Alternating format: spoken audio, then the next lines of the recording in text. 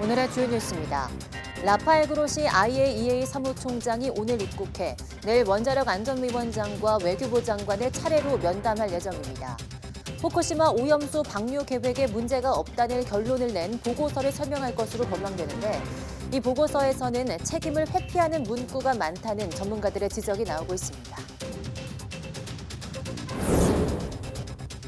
오염수 방류 계획에 대해 자체 조사를 벌여온 정부가 오늘 점검 내용을 종합한 최종 검토 보고서를 발표합니다.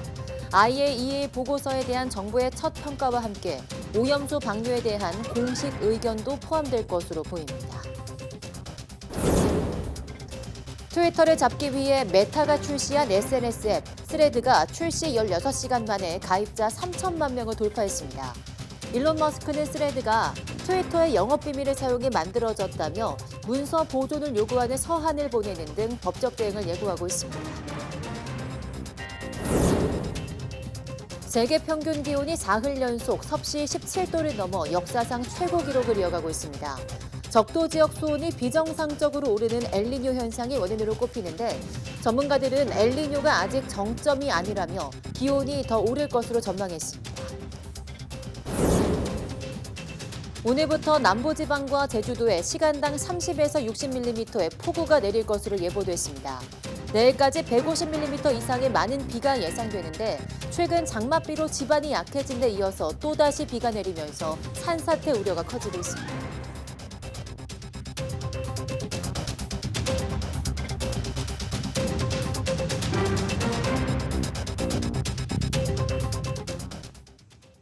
네, 여러분 안녕하십니까? 7월 7일 사이언스 투데이 시작합니다.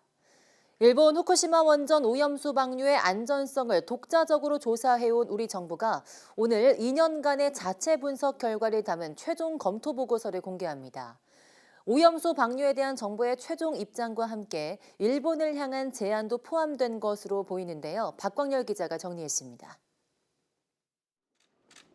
오염수 방류가 국제 기준에 부합한다는 국제원자력기구 IAEA의 최종 보고서가 발표된 지 사흘 만에 우리 측 최종 검토 보고서가 공개됩니다. 보고서에는 지난 2021년 8월부터 한국원자력안전기술원 주도로 진행된 전문가 그룹의 분석 내용과 지난 5월 후쿠시마 현지 시찰단이 확보한 미가공 자료 분석 데이터, 일본 측의 방류시설 시운전 점검에 대한 평가 등이 담길 전망입니다. 또 일본의 오염수 방류에 대한 우리 측 제안도 언급될 것으로 보입니다. 그 결과에 대해서 이제 종합 결과하고 그다음에 일본의 재현할 내용 그런 내용까지 이제 포함되어 있습니다. 특히 IAEA 최종 보고서에 대한 정부의 첫 공식 평가와 함께 오염수 방류에 대한 찬반 의견이 공개될 거란 측면에서 관심이 쏠립니다. 그동안 정부는 국제 기준을 존중한다며 신중한 태도를 보였습니다. 전문가 그룹에서 검토하는 그 내용 결과하고 그에 따른 그러면 정부는 어떤 포지션인지 당연히 같이 말씀을 드릴 겁니다. 정부는 또 일본이 세계무역기구 제소 등으로 후쿠시마산 수산물의 수입 재개를 압박해도 수입 금지 방침을 지키겠다는 의지를 거듭 강조했습니다. 적어도 정부가 수입을 재개하는 일은 없다. 정부의 의지는 확고하고 설사 그런 일이 발생하더라도 전혀 흔들림 없이 철저히 대응해 나갈 계획이다. 이런 가운데 일본을 거쳐 오늘 저녁 2박 3일 일정으로 방한하는 라파엘 그로시 IAEA 사무총장은 유국희 원자력안전위원장과 박진 외교부 장관을 만나 오염수 방류의 안전성에 대해 의견을 나눌 예정입니다. YTN 박광렬입니다. 이런 가운데 IAEA가 앞서 발표한 일본 후쿠시마 오염수 방류 관련 최종 보고서 내용에 대해 전문가들은 여러 의문을 제기하고 있습니다. 보고서의 가장 핵심인 알프스에 대한 기술 검증 내용이 빠져 있고 과학자가 쓴 보고서인데 책임을 회피하는 문구가 많다는 겁니다. 이승배 기자입니다. IAEA가 공개한 일본 오염수 관련 보고서는 모두 140페이지입니다. 겉표지 바로 다음 장 아랫부분에 저작권 문구를 자세히 보면 IAEA는 보고서로 인해 발생할 수 있는 결과에 어떤 책임도 지지 않는다고 적혀 있습니다. 라파엘 그로시 사무총장 서문도 마찬가지 후쿠시마 원전 오염수 방출은 일본 정부의 국가적 결정이며 이 보고서는 그 정책을 권고하거나 지지하는 것이 아니라고 선을 그었습니다. 모두 책임을 회피하는 내용입니다. 있을 수 없는 문구입니다. 기술적인 문서에서 이 내용에 책임을 지지 않습니다라는 이야기는 그럴 경우에는 보고서를 내지 않습니다. 책임지지 않는 보고서는 내지 않습니다. 가장 중요한 항목인 오염수 처리 장치 알프스에 대한 기술 검증은 아예 빠져 있다는 지적도 나옵니다. 방사능 농도에 따른 알프스의 성능 검사 결과 그리고 오작동률은 얼마나 되는지 등에 대한 세부 데이터가 종합보고서에 없다는 겁니다. 우리가 제일 궁금한 건 이 오염수가 제대로 처리되어서 방류될 수 있는 거냐. 그게 네. 제일 궁금한 거거든요. 근데 제대로 될 수 있다는 내용 자체를 검증하지 않는 보고서가 어떻게 종합적인 보고서가 되겠습니까? 방사선 방호 기본 3원칙, 특히 정당화와 최적화에 어긋난다는 의견도 있습니다. IAEA뿐만 아니라 방사선 관련 모든 기관에 적용되는 국제 규범인데 방사선 관련 행위가 손해보다 이득이 커야 하고 여러 방법 가운데 최적의 대안을 찾아야 한다는 내용입니다. 하지만 IAEA는 정당화는 일본 정부의 책임으로 넘겼고 해양 방류 방식 이외에 다른 오염수 처리 방법에 대한 평가는 하지 않았다는 겁니다.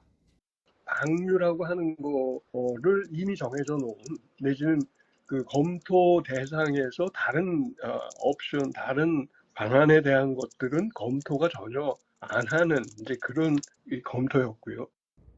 YTN 이승매입니다.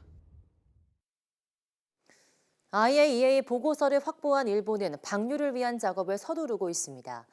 바로 다음 달 후쿠시마 오염수를 방류할 거란 전망이 나오는 가운데 일본은 우리나라를 비롯한 각국을 상대로 전방위적인 설득에 나섭니다. 또 가짜뉴스에 대한 대책을 강화하는 등 부정적인 여론을 최소화하는 데도 안간힘을 쓰고 있습니다. 도쿄에서 김세호 특파원이 보도합니다. 후쿠시마 제1원전의 오염수 해양 방류를 위한 설비상의 절차는 모두 끝났습니다. 일본 정부가 다음 달 방류에 나설 것이란 전망이 나옵니다. 이에 일본 정부는 안전성 확보와 피해 대책 등을 판단하겠다며 말을 아꼈지만 가능성을 부인하지는 않고 있습니다. 이처럼 방류 시기를 조절하는 한편 각국을 상대로 전방위 설득 작업에 나섭니다. IAEA の包括報告書を踏まえて、引き続き科学的根拠に基づいて、国の内外に対して高い透明性を持って丁寧に説明を行っていきたいと。 기시다 총리는 우선 다음 주 나토 정상회의 기간 윤석열 대통령을 따로 만나 해양 방류에 대한 이해를 구할 것으로 전망됩니다. 또 13일 EU와의 정상회담에서는 후쿠시마 수산물 수입 규제 해제가 주요 의제로 오를 예정입니다.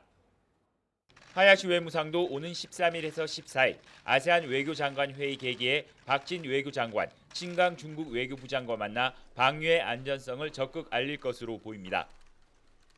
일본 정부는 부정적 여론 차단에도 힘을 쏟고 있는데 특히 우려를 나타내는 주변국보다 삼중수소 배출량이 적다는 점을 집중 강조하고 있습니다. 例えば中国や韓国を含む海外の原子力発電所においてもトリチウムを液体廃棄物として排出しており、海外の多くの原子力関連施設と比べて低い水準にあると認識しています。 또 오염수 처리 관련 동영상을 각국의 언어로 배포해 인터넷상의 가짜뉴스에 대처할 계획입니다. 방류 시기를 재고 있는 일본은 국내외 여론전을 통해 우호적인 여론을 최대한 모으는 데 힘을 집중할 것으로 보입니다. 도쿄에서 YTN 김세호입니다. 이처럼 일본 정부는 원전 방류 작업을 본격화하고 있지만 후쿠시마 현지는 12년 전 원전 사고의 악몽에서 여전히 깨어나지 못하고 있습니다. 현지 어민들은 이번 오염수 방류로 또다시 소문 피해가 찾아올지 모른다며 크게 우려했습니다. 후쿠시마에서 김태원 기자가 전해드립니다. 2011년 3월 11일 원전 폭발 사고가 난 지 어느덧 12년이 지났지만 집에 붙은 탄력은 여전히 그날에 머물러 있습니다. 불 하나 들어오지 않는 거실엔 가재도구인지 쓰레기인지 모를 물건들이 널브러져 있고 때 묻은 구급 상자는 누군가 급히 두고 간 듯 마당 한켠에 놓였습니다. 후쿠시마 제1원전에서 5km 남짓 떨어진 작은 마을 후타바입니다. 저희 취재진이 반나절 동안 마을 곳곳을 둘러봤는데 주민은 만나볼 수가 없었고요. 거리엔 온통 이렇게 잡초들이 무성하게 자라 있어서 마치 폐허를 연상하게 합니다. 일본 정부가 사고 직후 방사능 오염 때문에 귀한 곤란구역으로 지정했던 곳인데 지난해 피난 지시가 해제됐지만 주민들이 여전히 돌아오지 않는 겁니다. 3,300여 명이 살던 이 마을에 사고 이후 다시 돌아온 주민은 60여 명, 이전의 1.8%에 불과합니다. 후쿠시마 이와키시에 있는 현 최대 규모의 어시장도 여전히 12년 전 악몽과 다투고 있습니다. 사고 이후부터 후쿠시마산 수산물을 찾는 사람이 확연히 줄은 탓에 다른 지역 수산물보다 가격도 더 저렴한 데다 후쿠시마 안에서만 대부분 소비됩니다. イメージで敬遠しちゃう。やっぱり少しは下がっちゃう分、宮城の方が高くなっちゃう。 일본 정부는 올여름 오염수를 방류한다는 방침을 고수하는 가운데 다음 달부터 방류할 수 있게 조율에 들어갔다고 알려진 상황. 일본 정부와 IAEA까지 나서서 방류에도 문제가 없다고 강조하지만 소비자 입장에서 불안한 건 어쩔 수가 없습니다. 本当に流してるのを目の前で見たら食べないと思う. 지난 12년 동안 후쿠시마 수산물이 안전하지 않다는 편견과 싸워온 어민들은 또다시 소문 피해에 시달려야 하는 거냐고 반발합니다. 心配ですすごく心配です。あとはもうそっとしてほしいです。あまり騒がないで。 YTN 김태원입니다. 남부지방과 제주도에는 또다시 장맛비가 내리고 있습니다. 내일까지 최고 150mm의 비가 예상되는데요. 특히 시간당 30에서 60mm의 폭우가 동반돼 피해가 우려됩니다. 김민경 기자입니다. 중국 상하이부터 일본 열도까지 동서로 긴 구름띠가 형성됐습니다. 열흘 남짓 지역을 옮겨다니며 물폭탄을 뿌리던 장마전선입니다.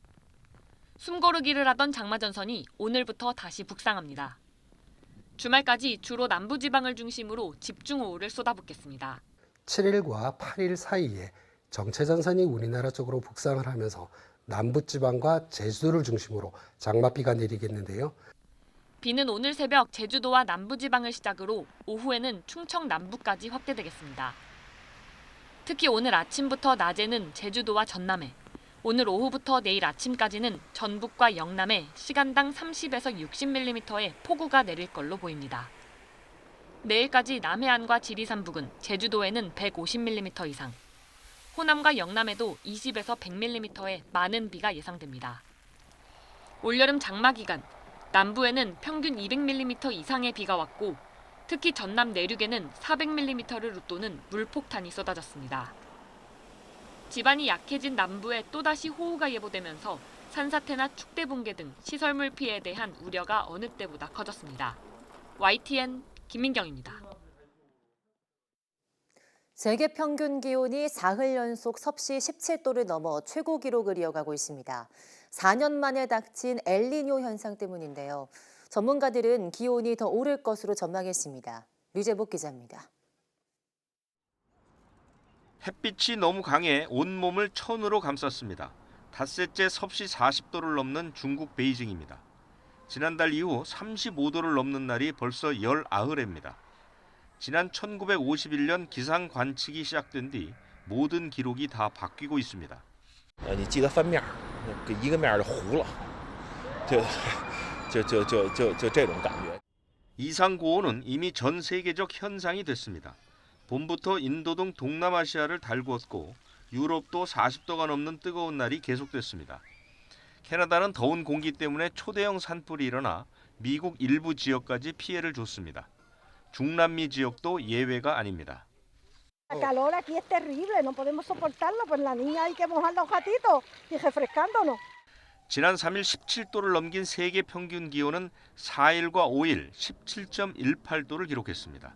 역사상 가장 높은 기온입니다. 지금까지는 지난 2016년 8월 16.92도가 최고였습니다. 적도 지역 해수면 온도가 비정상적으로 오르는 엘니뇨 현상이 원인으로 꼽힙니다. The developing ocean temperatures on top of the climate change signal, which pushes us into this potential for record-breaking days, months, years to occur.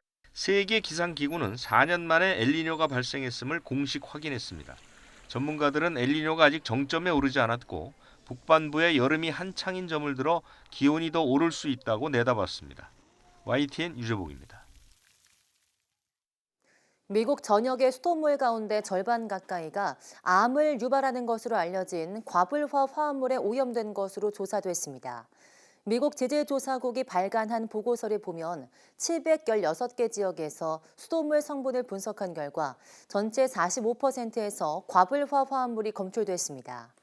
자연에서 분해되지 않아 영원한 화합물질로도 불리는 과불화 화합물은 유럽과 미국을 중심으로 인체 유해성을 근거로 규제 필요성이 제기되고 있습니다.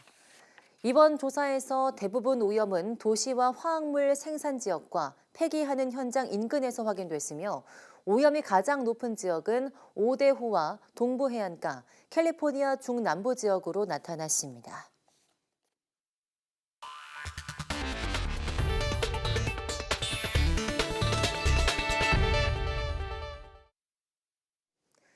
최근 건강이나 가치관 같은 다양한 이유로 고기 대신 식물성 대체육을 찾는 사람들이 늘고 있습니다. 국내 연구진이 수입에 의존했던 대체육 원재료를 국산 콩으로 만드는 방법을 개발했습니다. 김민성 기자입니다. 소시지부터 동그랑땡, 햄버거 패티까지 식물성 대체육은 맛과 식감을 고기와 비슷하게 만든 식물성 단백질, 쉽게 말해 고기 없는 고기 요리입니다. 최근에는 단순히 고기를 흉내내는 데 그치지 않고 풍미와 육즙까지 구현하며 소비자들의 관심을 끌고 있습니다. 시장 조사회사 유로모니터에 따르면 2019년 80억 원 규모였던 국내 대체육 시장은 지난해 200억 원대를 넘어서며 꾸준히 성장하고 있습니다. 대체육을 만들려면 콩에서 추출한 분리대두 단백이 필요합니다. 그동안 이런 재료를 국내에서 만들 수 없어 전부 수입에 의존해 왔는데 최근 국내 연구진이 국산 콩으로 분리대두 단백을 대신하는 기술을 개발했습니다. 국산 콩품종 미소로 낸 가루에 전분과 글루텐을 적절히 배합해 분리대두 단백을 대체할 수 있게 된 겁니다. 지금까지 대체육은 주로 콩에서 분리한 단백질을 만들고 있습니다. 이번 연구에서 단백질 분리 과정을 거치지 않은 국산 콩으로 대체육을 만들었기 때문에 원료 국산화 가능성의 발견에 의의가 있습니다. 시험 결과 수입 분리대두 단백을 썼을 때보다 더 부드럽고 연한 식감을 낼 수 있다는 게 증명됐습니다. 또 국산 콩으로 만들어 GMO가 검출되지 않아 소비자들이 안심하고 먹을 수 있습니다. 이번 연구 결과를 통해 국산 콩이 다양한 가공식품 소재로 활용할 수 있을 것으로 기대가 되고 이에 따라 국산 콩의 자급률 향상에도 크게 기여할 것으로 생각됩니다. 농촌진흥청은 대체육에 적합한 콩 품종을 계속 개발하고 이번에 확보한 기술을 현장에 도입할 계획입니다. YTN 김민성입니다. 일론 머스크에게 철창에서 한판 붙자던 메타의 저커버그가 트위터를 잡기 위한 SNS 앱 스레드를 출시했습니다. 순식간에 사용자가 몰려들어서 트위터 킬러가 될 거란 전망이 나오지만 머스크도 가만히 있을 기세가 아닙니다. 워싱턴 권준기 특파원이 보도합니다. 저커버그가 새로 출시한 앱에 가입한 빌 게이츠는 스레드에 뛰어들어 신난다고 썼습니다. 동성애자인 앨런 디제너러스는 게이 트위터에 온 걸 환영한다는 첫 글을 남겼습니다. 머스크가 인수한 뒤 트위터에 성소수자 혐오가 부쩍 심해진 걸 저격한 겁니다. 빌 게이츠와 디제너러스는 트위터에서 각각 7천만, 6천만 이상의 팔로워를 보유한 슈퍼 이용자들입니다. 트위터와 거의 똑같이 생긴 스레드는 16시간 만에 3천만 다운로드로 초반 기세를 바짝 올렸습니다. Let's meet in a cage and fight. An early blow has been brought in from Meta to, can we call it the Musk empire? 과거에도 트위터에 대항했던 앱들이 있었지만 스레드는 지리멸렬했던 과거 앱들과는 다를 거란 관측이 나옵니다. 무엇보다 인스타그램과 연동된다는 점이 강점입니다. 인스타의 월간 활성 이용자 수는 20억 명으로 트위터의 3억 6천을 능가합니다. 머스크의 각종 논란으로 대체제 수요가 높아진 시점도 스레드의 큰 호재입니다. I think anything can basically rival Twitter nowadays. Yeah, I mean Elon Musk has completely ruined Twitter. 스레드 등장에 입을 닫고 있던 머스크는 법적 대응을 예고했습니다. 트위터의 영업 비밀을 사용해 스레드를 만들었다며 문서 보존을 요구하는 서한을 보낸 겁니다. 전문가들 사이에선 유럽연합에서 개인정보 우려로 앱 출시가 막힌 데다 메타의 스냅챗과 틱톡을 잡기 위한 시도도 번번이 실패한 점을 들어 스레드의 성공을 장담할 수 없다는 전망도 내놓고 있습니다. 워싱턴에서 YTN 권준규입니다. 미국 자유아시아방송 RFA는 미국 IT 기업 해커스가 지난 5월 20일부터 8일간 연 해킹 대회에서 북한 김책공업종합대 학생이 800점 만점으로 1위를 차지했다고 밝혔습니다. 그러면서 전 세계에서 1,700여 명이 참가한 이번 대회에서 2위는 북한 김일성 종합대학 학생이, 3위와 4위는 김책공대 학생들이 차지했다고 덧붙였습니다. RFA는 또 해커스가 지난 6월 조치한 해킹 대회에선 김일성 종합대학 학생이 2위를 기록하는 등 미국 내 IT 전문가들은 이런 대회가 북한 학생들의 해킹 능력을 키우는데 큰 역할을 할 수 있고 사이버 범죄에 활용될 가능성이 크다는 우려를 나타냈다고 전했습니다. 제닛 옐런 미국 재무장관이 3박 4일간의 방중 일정에 돌입했습니다. 중국은 관세 철폐 등을 골자로 한 6가지 선결 조건을 제시하면서 팽팽한 줄다리기를 예고했습니다. 베이징 강정규 특파원이 보도합니다. 제닛 옐런 미국 재무장관이 전용기 편으로 베이징에 도착했습니다. 허리펑 부총리, 류쿤 재정부장과 회담 등 공식 일정은 둘째 날부터 본격화될 전망입니다. 작은 거인 옐런이 던진 화두는 세계 거시경제에서 단절된 미중 간 소통의 회복입니다. As the world's two largest economies, we have a responsibility to work together on global issues. It's something we can do and something the world expects of us. 물가를 잡기 위해 금리를 대폭 올린 미국, 대량의 외화 유입 원인이 되면서 역효과를 내고 있습니다. 경기 부양이 절실한 중국은 금리를 낮춰야 하지만 위안화 약세와 자금 유출 우려에 진퇴양난입니다. 정반대인 G2의 금리 통화 정책이 접합점을 찾는다면 세계 경제의 불확실성도 그만큼 완화될 수 있습니다. 그러나 첨예하게 부딪히는 미중 간 안보 이익은 또 다른 암초입니다. 옐런 방중을 앞두고도 미국에선 중국에 대한 투자 제한 등 견제 조치가 끊이지 않고 있습니다. 중국도 반도체 핵심 소재인 갈륨과 게르마늄 수출 통제라는 자원 무기의 칼을 빼들었습니다.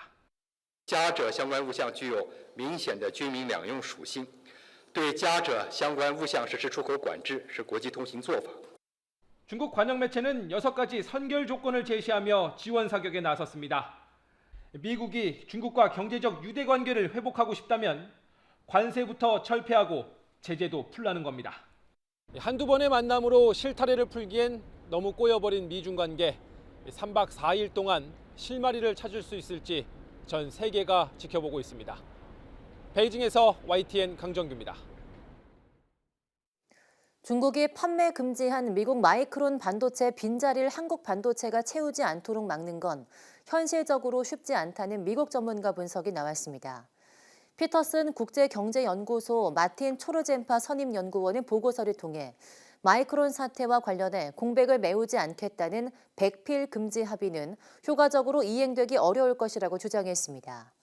초르젠파 선임연구원은 삼성과 SK하이닉스가 생산하는 메모리 반도체는 유통업체를 통해서도 판매되고 올해 하반기부터 업황이 개선될 것으로 보인다며 신규 주문이 마이크론의 공백을 채우는 백필인지 알기 어렵다고 지적했습니다. 또 메모리 반도체는 업황이 좋지 않아 삼성과 SK하이닉스가 중국에서 들어오는 신규 주문을 거부할 때 부담해야 할 비용이 클 것으로 전망했습니다. 이 밖에도 주기별로 업황이 달라지는 메모리 반도체 특성상 어느 시점에 매출을 기준으로 백필 금지를 합의할지 결정하기 어렵고 기업 차원에서 기존 시장 점유율 유지를 합의하면 다만 문제가 불거질 수 있다는 점도 지적했습니다. 이 연구는 기획재정부가 후원했습니다.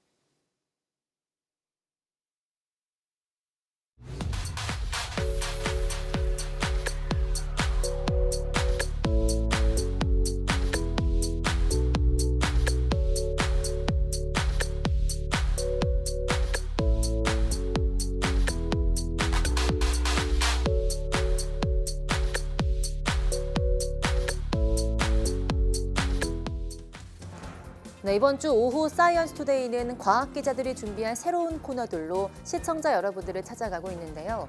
오늘부터 매주 금요일에는 영화나 공연 속에 숨겨진 다양한 과학 이야기를 전해드리는 코너가 시작됩니다. 앞으로 우리가 생각하지 못했던 흥미진진한 이야기들이 펼쳐질 예정인데요. 새로운 코너, 사이언스 레드카펫과 함께 눈도 즐겁고 호기심도 채울 수 있는 시간 되시기 바랍니다. 뉴스 마칩니다. 함께해 주신 여러분 고맙습니다.